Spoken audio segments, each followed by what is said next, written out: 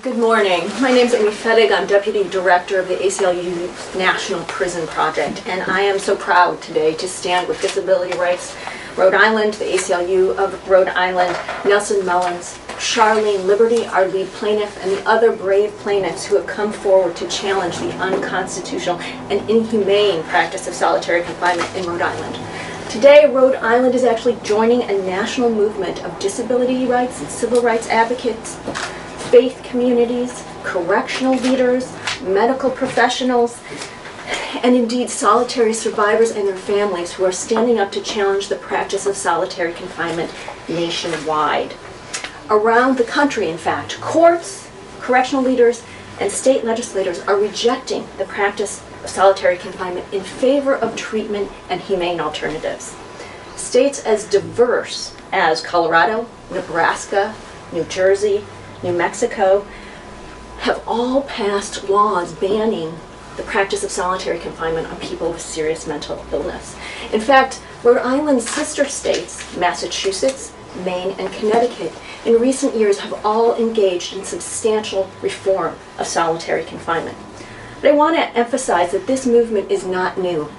In fact, 30 years ago, the federal courts first found that placing someone with serious mental illness in solitary confinement was a violation of the Constitution because the known harms were so egregious and so risky that they constituted cruel and unusual punishment under the Constitution.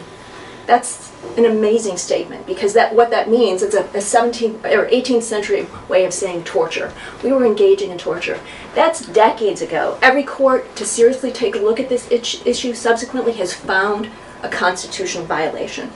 So we have to ask ourselves, 30 years afterwards, why is the Rhode Island DOC still putting people in solitary confinement who have serious mental illness?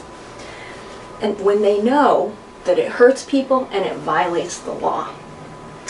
We also know that there's decades of research that supports and establishes that solitary confinement is actually toxic for all human beings, and it's especially toxic and debilitating for people with serious mental illness.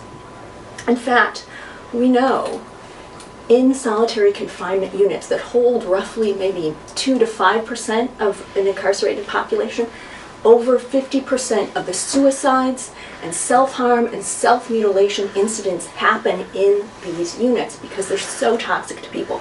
In fact, many of the plaintiffs in this action, including Charlene Liberty, have engaged in serious acts of self-harm and self-mutilation while being placed in solitary confinement.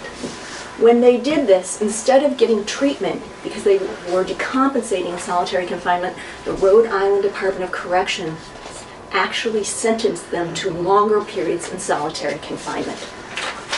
This is wrong. And in fact, we know that it's wrong on many levels. You will hear from correctional officials that they need to engage in solitary confinement to keep their prisons safe. But we know from the research nationwide that solitary confinement actually leads to greater violence in prisons. It does not do anything for public safety, and it doesn't do anything for prison safety either.